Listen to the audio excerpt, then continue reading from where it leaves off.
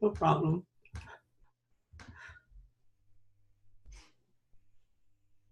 All right, we are live. Hey everyone, I'm Rachel Ngom and I help purpose-driven female entrepreneurs who are sick and tired of struggling on Facebook and Instagram generate new leads and sales daily with Pinterest. And on my page, I just share my top strategies that have helped me increase my site traffic by 34,000 people per month for free using Pinterest. And every week I'm interviewing just some rock star entrepreneurs who are crushing it in their business. And you can expect to learn, to have fun, and we're gonna get straight to the point. So today I have the honor of interviewing the gorgeous Fabienne Raphael. And Fabienne is an online business consultant, speaker, and podcaster. She works with action-oriented and highly motivated entrepreneurs, and she helps transition from an unfulfilled corporate career to a thriving online business so they can accomplish their life's projects, spend the time they want with those they love, and finally live their lives on their terms. Whew, I love that. So I just introduced you, but I'm sure there are some gaps. So tell us a bit about yourself and give us a little glimpse into your personal life. Well, I just want to say at first that a lot of people think that you have to be born as an entrepreneur to become an entrepreneur. Well, I wasn't. I was raised in a family where there were no entrepreneurs and where my parents were just doing the 9 to 5 at the same job for a long time. And I had the idea that I would find a job and just stay there forever until I retire. And I realized that, whoa, it's not like how my path went. And along the way, I met my business and life partner who opened me to the idea of having my own business or living on my own terms, and also to the idea of personal development, becoming a better person and discovering like who I want to serve and all of that. So yes, my journey was like, I started a few businesses. A few of them like were very successful and others weren't. And at a certain point, I attended this marketing conference and I was like just amazed because I knew nothing about marketing. And I was like, oh my God, like this is the missing link, right? And at that time I had a home staging business. And when I implemented some of the strategies, I realized that I was getting more results. And I stopped that business because it was too much time consuming. And then I figured, well, maybe I could help entrepreneurs with their marketing strategies with their online business, because I was looking for something that would be more like location independent or stuff like that, and something that would allow me to be home when I wish to be home. So I decided to go for it, and now that's what I do. So very thrilled about it though, because I love to teach. I used to teach when I was a physical therapist and I loved it. I'm very helpful oriented. I love to help people. I love to teach what I know, and I love to see the result from before and after. You know, when someone comes in and they're overwhelmed and they don't know what to do, and then at the end of it, they have what they wished for, like they're getting results or they're not getting in their own way anymore. This is like huge. So I love to do what I do. Isn't that such a good feeling when you see someone who's been like in their own head or they're struggling and you help take them from point A to point B, and then it's just like you're on cloud nine, right? Yeah. It's wonderful. I love it. Awesome. So how long have you been in your current business? Well, let's say, because I had a lot of businesses. So let's say the first business that I started, it was maybe 10 years ago, and online business, I would say about 4 or 5 years. That is super cool. Okay, yeah. Cool. So tell us about your podcast, because I told you before we started recording that I've done some mild stalking on your website and actually listened to one of your podcasts this morning, and it was awesome. So you have tons of tips, on podcasting. What are some tips for us who want to start a podcast? Well, first of all, you have to understand that podcasting is not a business itself. Mm-hmm. Podcasting is a marketing tool. It's something that it's a platform that you can use to share your knowledge with your audience. I decided to start a podcast out of a coaching call, actually. And it was actually my blogging coach at the time. And he said, with your personality, you should start a podcast because you love to talk to people. You would love to share your value with your audience. Plus, if you do an interview-based show, then you meet a ton of people from all around the world. You learn from them and you share, again, like great value with your audience. So I was like, yeah, sure, let's go for it. And at the time, I didn't know what it is. So I invested into a podcast course. And here I was starting my podcast. So when you start, I would say, first of all, like you have to be clear on who you want to serve, like, and what their struggle is, or what your audience is, and what your message has to be. Because if you want to reach out to everybody and just do something very general, then it will be very hard for you to be able to express yourself in a specific way to attract that audience you're trying to reach. Also, the advantages of podcasting, especially when you do an interview-based show, is that you are expanding your reach in front of another audience. So if you wish to build your list, let's say, for example, you're starting and you want more people to be aware of your message, then if you have another person on your podcast and they are willing to promote their show, then you are in front of another audience that could have the same characteristics as yours and would be interested into getting on your list, if, of course, you give them a clear call to action on the podcast. Also, I would suggest that you know what your audience wants to learn, and get the guests that are a great fit to your audience, and also ask the questions that your audience would ask. Sometimes you would see during my podcast, I could ask the same question to like several guests. Not exactly, but on the same topic, I mean, because I know it's one of the struggles on my audience and they would want to know more about that. So it's just a matter of knowing who you serve, knowing who you want to invite on your show, and then sharing great value with your audience. And the most important thing also that I learned along the way too is that at first, I remember I was extremely shy on my podcast, and I was like, it's as if like if I could hide in a little corner during the whole episode, I would be perfect and just let the other, the guests speak and stuff like that. Yep. But then again, you're trying to build your authority, your credibility, your trust among your audience. So you have to take your place. Like you have to own that it's your podcast and you're the boss, and you're asking the questions and you're sharing value with your audience, and you just brought a guest in order to, yes, learn from that person, but you also have expertise and you also have stuff that you want to share with your audience. So yeah, I think that this is the most important thing when you start, especially if you do an interview-based show. Never forget to like take your place, own it on your show. Yeah. Awesome. I think a lot of what you just shared is like marketing 101 that could be applied to everything. Kind of like know your audience, know who they are, know what they need, and serve them, right? Yes. So it's just the exact same marketing formula, just put it in a different, area or whatever, put it in a podcast. Exactly. Because all what you want to get is also like people attracted to your message and attracted to you. And then realizing that you are the go-to person concerning this specific aspect of their business, let's say, or of what they want to learn. So it's important that you do that work prior to starting. And then, of course, you will refine the description of your target audience along the way. It might change. You might learn that, okay, these people used to be my audience. They're not my audience anymore. And these are the type of people that are following me today. And again, you are progressing as a person. You're not the same person as you were, let's say, 2 years, 3 years ago. Yeah. So it's normal sometimes that some people come and some people go. True. So true. Cool. So I read some of your blogs about perfecting the interview. Made me a little bit nervous to be the interviewer. But can you give us some tips as it relates to just interviewing people on your podcast? Well, first of all, like the big thing, I'll give you the big thing first. Okay. So yay, prepare. Yep. And it's about listening. It's about listening. Yep. And I saw on your page that you posted something on, I think, that Oprah said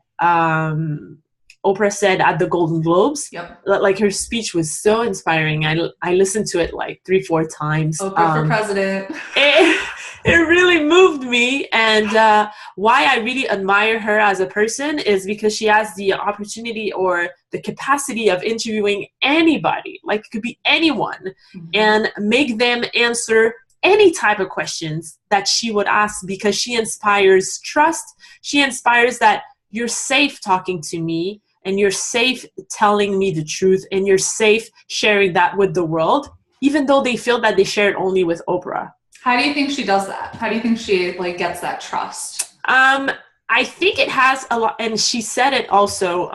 I think it was on the conference press after the Golden Globes. She said that one of the best qualities that you could have is listening, because all human beings need to feel acknowledged, to feel that they are important, and to be heard. Yeah. And that's what she's able to do. She's a great listener, and not necessarily like. And when I say listening, it's not only listening to listen, but it's also listening to understand and be kind of like empathetic with the person. So therefore you connect with that person better. And then it triggers questions in your head that you could go forward with them during the interview that would not necessarily planned before, but that allow you to go deeper into a story, into something very emotional or something very touching about that guest. I had I don't remember which episode it was, but it was with Rand Fishkin, and I think it was in the beginning of my podcast, so under episode 100, so somewhere like that. And I remember that I asked him at a certain point, with all the success that your company has, like, how does it feel to be you? Do you feel proud of yourself? And do you feel like that you've accomplished a lot? And I remember that he paused and then he said, the person that you see and the person who's talking in my head is not the same. And he said that his inner talk at that time was very negative. Like, you're not working enough, you could do more than that. And he shared that on the show like that. And I was like, oh, like, this is huge, because you have someone who's succeeded with like this huge company over, I don't know how many $1 million a year, and acknowledging or confessing that he had hard days, and he had days that he was doubting himself, and that he thought he was really too lazy, and that he could do so much better, and that he was not that good, and all of that, you know. But I'm saying that it's been maybe 2-3 years I interviewed him, but maybe today he feels better with that. I don't know. I didn't do a second interview to just check in on him. But again, like, this is the type of confession that you get when you really put the energy into listening truly and genuinely to someone. And this has to do with podcasting, but with everything. With your clients too. Yeah. If you don't listen to your clients, or if you don't listen to your audience, and you just care about what you think you should say or you think you should do, then you will never be in this connection with your audience, or with your clients, or with your guest on your podcast. And it's just going to be a flop at a certain point. But not necessarily a flop, but I mean, not as good as it could have been if you were present all the time during the interview. I think that's huge, listening to your clients and prospective clients to figure out what they want and what they need. So when you come out with a product or service or something, they're like, whoa, this is exactly what I needed. Like, she heard me. I think that's so key. Yeah, exactly. And then again, when the person says that, like, you know that the level of trust has increased a little bit. Especially if it's the first time that they get in touch with you and they don't know you before that, then they're like, oh, wow, she gets me. And that's huge. Yes, that's so huge. Okay, so let's talk about getting influencers on your podcast. How have you been able to get influencers on the podcast? Well, a lot of hustle. Okay. When I started, I used to send 10 emails a day. Okay. And it was cold emails. And I think if I had to start all over again, maybe I would not have done that exactly the same way, because cold emailing doesn't necessarily have the same attention as warm emailing, meaning that you know someone and you ask that person to introduce you to someone else. But again, I was totally new in the online world. I didn't know anyone so much. So I had no choice of starting somewhere. And of course, when you use a method like that, some people are going to ignore you and some others are going to give you a chance. And when the first one gives you that chance, then it's opening the door to, could you refer me other people that you feel that might be a great fit for my show? Could you just, could you mention that whatever to this person that I would love to have on my show? Do you think you can make an introduction for me? So that's how it starts.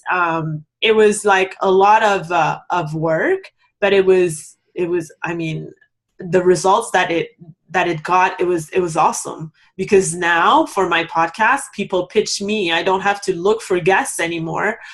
So that's great. I get to choose who I want to have on my show, compared to when I started. And at a certain point, I really wanted to have certain people on my show, and I had to do efforts like to send emails or to send letters or to ask for introductions and all of that. Okay, so for someone that's like just starting out and they want to get an influencer on their podcast, what kind of an email, what would you say in that email? Well, I would not necessarily recommend to send an email first. I would recommend that person to, first of all, like being very familiar with the content of that person. If it's like, let's say if there are 10 influencers that you really want to reach out to, then get on their list, read their blogs, see where they're speaking, if it's local to you, or if it's at an event that you're going, well, try to meet them in person, shake their hands, make them recognize you. If they have a blog, then comment, try to be always the first person to comment on their blog post, because most of the time, the ones that they reply are the first posts, the first comments. So if they see you regularly, then they will start to recognize you as a person who follows them. And then also when you do some, when you give some opinion on their blog post, you shouldn't say just like, good job, Rachel, it was nice, no, it's not like that. You should add value also to that blog post. So let's say when you were talking about serving your audience, I felt it was really interesting because lately I've been trying this on my blog, and this is what the results I got. So just trying to add value to their audience also. And then when it's been, I wouldn't say like when it's been 2 days, but when it's been, let's say, if it could be a few weeks or it could be a few months, when you feel the moment is right, then yes, you can send an email, or you could actually stand out by the reviews that you leave for their books on Amazon or on their blog. And then when you reach out, they recognize you, and you could still relate to that blog post or that book that you read and all of that. So you try to find something in common with that person. It could be personally, it could be related to the work that they've done. And then since you have established that point of reference, ask for what you wish to be doing and explain why it's important to you to have them on your show, and then see if they say yes or no. And if they don't, sometimes it doesn't mean that they don't like you or they don't want to. It's just that they're busy. And at a certain point, well, you have to follow up. And if you do follow up, well, eventually you might get a yes. Okay, I think you're giving us some like massive gold. So I hope everyone's like taking notes. I just want to add one thing. I think a lot of people are gonna say no and don't get discouraged by that. And to follow up and don't get discouraged if they say no again or again or again, and just to keep trying. Right? Yeah, and then you could also try a power strategy, like something completely different. To get some people on my show when I was starting out, like I did videos, I sent like personal letters, I did like, so try to see like what you could do differently from other people so you stand out. And when they receive your letter, when they receive your thing, they'll be like, oh my God, okay, so this person is really looking forward to have me, and maybe I should say yes. It will allow you to stand out so much more than just a plain email that you copied or a template. You should not use these. You should like personalize each and every email. And that's one of the mistakes I did at the beginning. I was just sending a template to a ton of people until like this guy, he was like, well, I could clearly see that this is a template. You don't even know what I'm doing, I'm sure. And when you'll be able, or when you have done your homework on me, then contact me again and see if I can come up on your show. So I was like, that's a good lesson. That's a good lesson he taught you. I was like, he's right. I've been sending templates and all of that. But again, like these templates have worked for some people and others, they have not worked.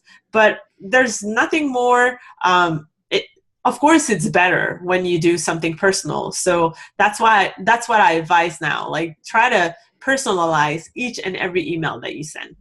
I love the letter idea though. Because nobody gets letters anymore, right? No. So could you imagine like opening a letter in the mail and being like, huh, who is this Fabienne girl? Like, I want to be on her show because she took the time to actually like do a handwritten letter for me. Well, I've done that with one of the guests that I had on my show, and I sent her a letter because I had met her at a live event, and I sent her a letter and I put some stickers in the letter also representing like what we experienced at the live event.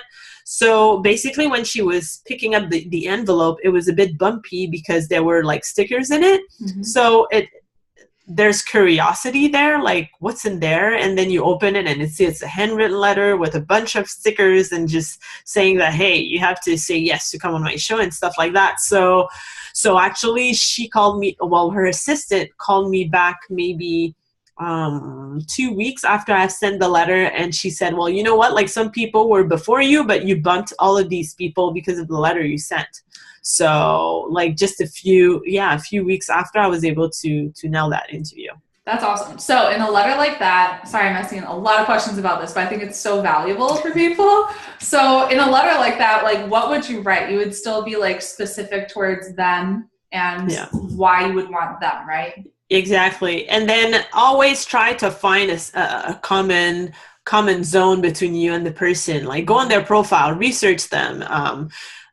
The same thing when you prepare for an interview. I mean, you said you've been stalking my website and maybe you Googled my name. Like, you just want to find like stuff that is kind of like not necessarily too common about me and have that conversation.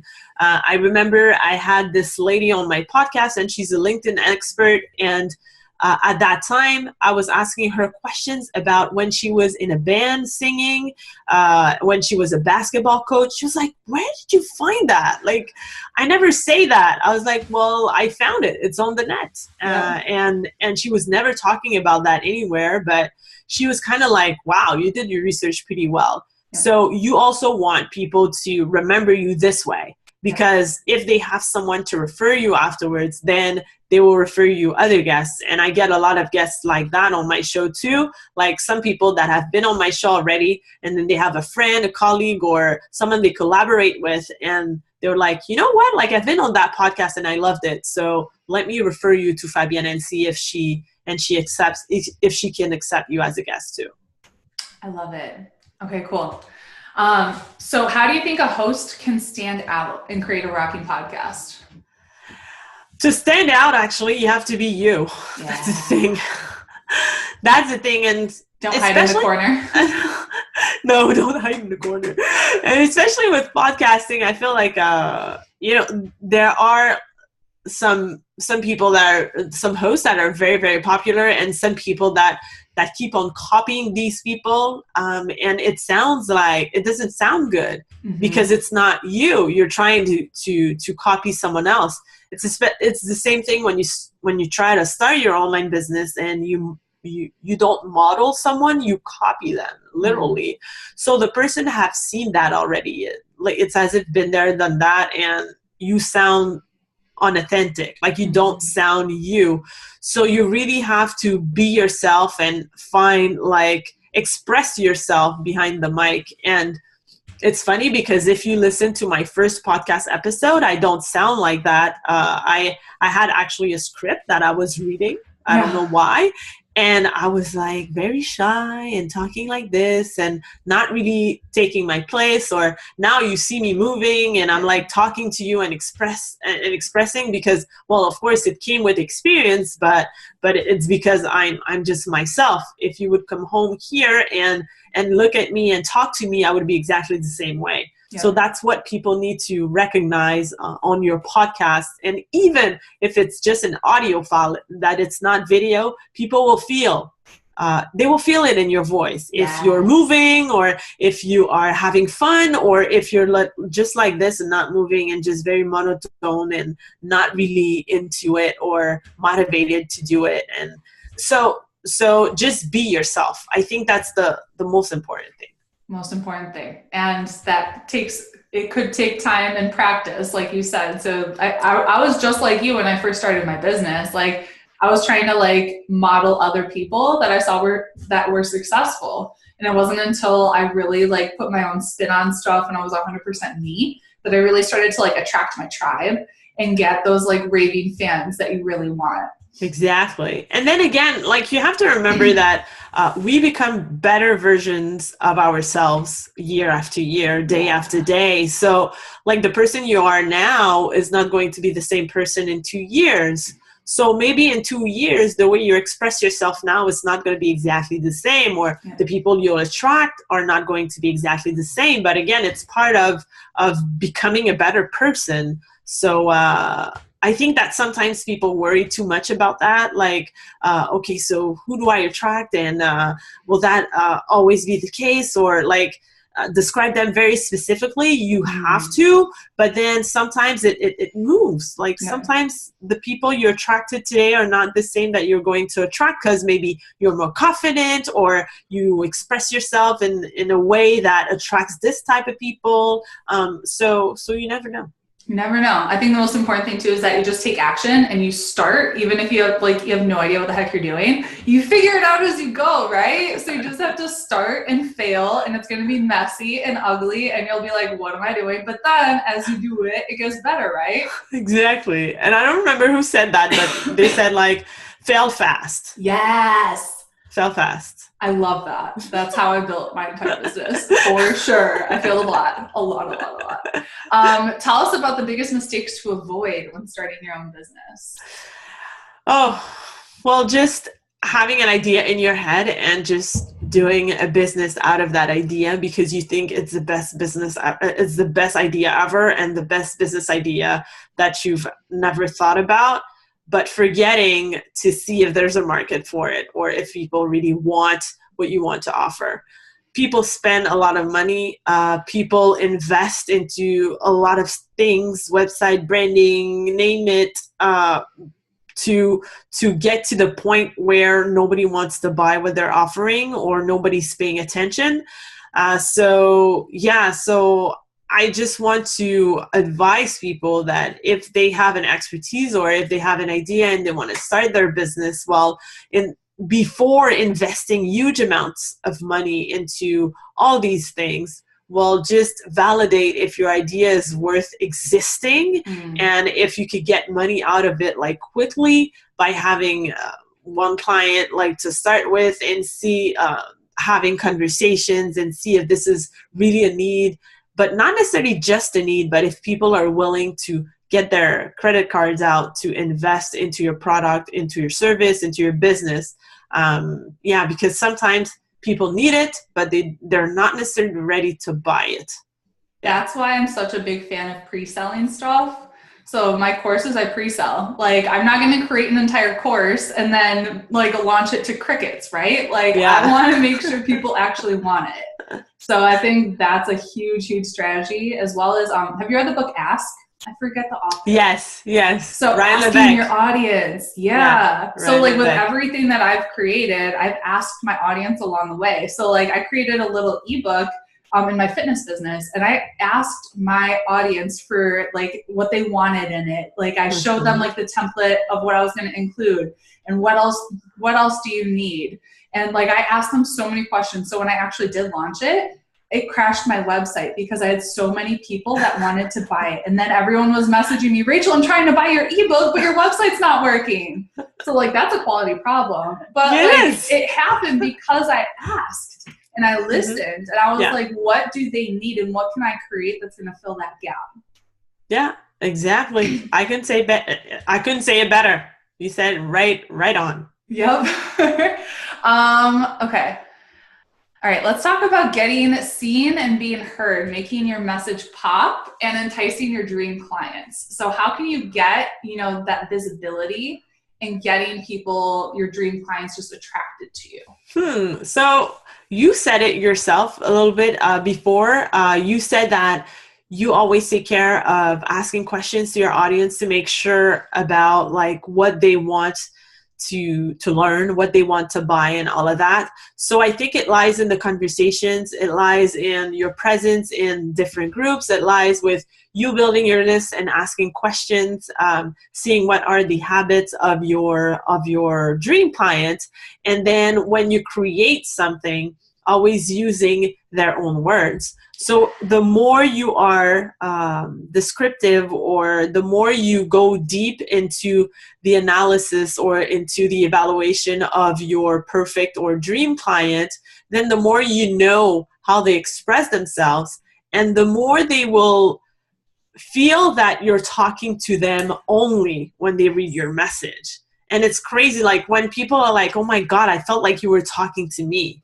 That's huge. It means that that's exactly what you want, and it means that you totally understand your target market, and you will attract and convert so much better than if you just try to use the words you have in your head without having any type of acknowledgement or proof that this is what they're using, or this is what they want to know or buy. Huge. Yeah. So something that I actually do, I keep like a document, and I like when I ask questions of what do you struggle with, which I try to ask my list or my social media following often, like I copy and paste those responses in that document. So I have like their exact words of what they said. So when I'm writing sales copy or an email or anything like that, I have their words. Exactly. Huge. And then another thing that I did when I was first starting my social media business was I actually got on Zoom with my people I would love to work with, like potential clients. And I just did market research. And so I just asked them questions and I took notes. And I was like, what do you need help with? What are your biggest struggles? And it seems so simple, but I think a lot of people don't take that extra step. And that's when they start creating stuff or writing copy that doesn't attract their ideal client at all. But I feel like it's because people are afraid. Because it's called social media, or because it's called like online business, they feel that they can't connect with people and they have to hide behind the computer, which is completely wrong. Right nowadays, I mean, the ways you could communicate with people on video, on Messenger, on like audio, name it, like it's impossible not to reach out to anyone nowadays. So, and plus it's just via the internet, and internet is everywhere. I mean, like you don't pay those huge fees as we used to when the internet did not exist. So there's no excuse. It's just like getting over that fear of connecting with someone or connecting with a stranger, and try to just tell yourself that you're connecting with another human being, and that you're going into a place of your ideas of service, not of abusing or of I don't know, stalking someone. Or no, it's just like you feel that you could help someone generally with what you know, and then you want just to precise, like make it more precise, or clarify like what your offer should be, or how you should express yourself towards that audience. So there's nothing wrong with that. And some people are like, well, I don't want to bother them, or I don't want to. No, it's not. You're not bothering them. Actually, you're helping them. Like really, you're helping them. And if people would just take it away from themselves and just think about the people they serve first, then maybe they would take action even better. Because sometimes they're like too selfish, thinking about, oh no, so what are they going to think about me, and why me, and why wouldn't they buy from me? And well, forget about me. Just try to focus on the person you're serving and what problem they have and how you could really help them solve it.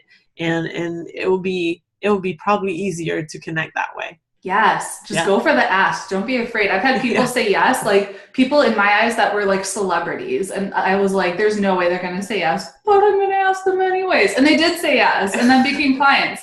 So like, just go for it. What's the worst that can happen, right? Yes. Like they say no, or they ignore you, and oh well, like go for the next person and it's all good. Exactly. Okay. Gosh, I could talk to you forever, but I'm just going to ask you a couple more questions. You are like a wealth of knowledge, and it's awesome. Where are you on social media? How are you using social media for your business? Mostly on Facebook. I love Facebook. I'm present on several social media platforms, but I'm so much more active on Facebook, and especially on my personal profile on Facebook. So I share a lot of my knowledge there. I connect with a lot of people and have a lot of conversations there. Lately, I started doing a little bit more of live streams, so that's interesting too. I love doing these. So yeah, this is how I connect, and I'm all about like relationships. And the thing about influencers that we didn't say is it's about relationships. It's about not only connecting with someone, but after that, nurturing that relationship and see where that could go. Because this is how you get some business opportunities. This is how you get recognition. This is how you get like new friends and all of that, invitations to go speak at places. That's what the podcast has brought me a lot in my business, like opportunities a lot. And of course, great friends. A lot of people that I interviewed are my friends now. And I'm not saying because I published episode 275 today. I don't have like 250 friends out of my podcast, but I mean, I have a few friendships that developed at first, like from having these conversations with entrepreneurs, and then collaborating on projects, writing an article, or just going at an event and then being a speaker there because they've come on the podcast and I've been on their podcast and stuff like that. So I mean, it's all about relationships. Yep. Yeah. Cool. So you're not on Pinterest? No, actually, my Pinterest has to be developed more than what it is right now. I am like minimally on Pinterest, so I don't pin actively right now. Oh, girl, with all the content that you have, imagine if you got that on Pinterest. Not at all. So this is like, you know what? Like right now, it's not my focus, but it will be, and it's something that I have to work on like this year, 2018. 2018, the year of Pinterest. Dude, make it happen. Huge. You gotta make it happen. Okay, cool. So to wrap up, why don't you just tell everybody where we can connect with you, what's going on in your business, anything we should know about? Well, as I said, because I love to connect with people, I want to invite people to have a conversation with me. So if you are looking, who I work with or who I connect with the most are people that have an expertise, or they know they have a certain gift and they feel like kind of overwhelmed because there's so many contradictory information online? Totally. I don't know if contradictory is a word, but I know what you're saying. So they don't know who to believe, like where to put their energy and how to start their online business and how to earn that extra revenue, because they have projects, because they want to spend more time with their family, because they want to experience a little bit more freedom and have location independence like you do. So like what we do, like what we have. And so you just go at 1kandbeyond.com/apply. And this is going to lead you to my schedule. And then you could schedule a strategy session with me. So it's free. It's just if you have an idea and you're looking to earn that extra revenue, or eventually maybe just quit the job that you're doing because you're tired of just being controlled by someone who won't allow you to take a break when you need to, or you feel that you are aiming for more, then I would love to have a conversation with you. Awesome. I'll make sure to edit the post and put the links and all that good stuff in there. Cool. Any last words? Anything else you want to add? The thing I wanted to add is that make sure that whatever you want to start online has a genuine and there's a reason that is very deep into what you're doing. It doesn't have to come from a place of I want to earn money and that's it. It has to come from a place that I want to leave a legacy for my children, or I have charities that I cherish and I don't want to check my budget each time I want to give to my favorite charities, or I feel that this is my calling and I want to help people with that, or I don't want to go into my deathbed and thinking this is it, like this is the life that I had, like I could have done so much better. You don't want to live with regrets or stuff like that. So make sure that whatever you're starting, especially for yourself, that you're starting from a place of something very, very deep and your why very clear, because the days are not always going to be sunshine and rainbows. Sometimes it's going to be very, very hard. It's going to challenge you. You're going to doubt about yourself. You're going to wonder, are my clients satisfied, or am I doing the right thing, or should I switch, or is that entrepreneurship thing really for me? You will have those days. And if you don't have something very strong that you could relate to during those bad days, you'll just give up and go back to what you were doing before and just leave that extraordinary life on the side. And I sincerely feel that everybody have the potential of doing that. It's just a matter of finding like the strength, the courage to go through this and to just like really dare to be who you are, embrace who you are, and share your gift with the world. Because I feel that everybody has that. Yes. Oh my goodness. That's a perfect place to end. So good. Let's end it. I know. Well, I'm so grateful for you taking the time to share with us your wisdom, and it was so, so good. So thank you. Yeah, it was great. Yeah, we'll talk to you soon. Okay.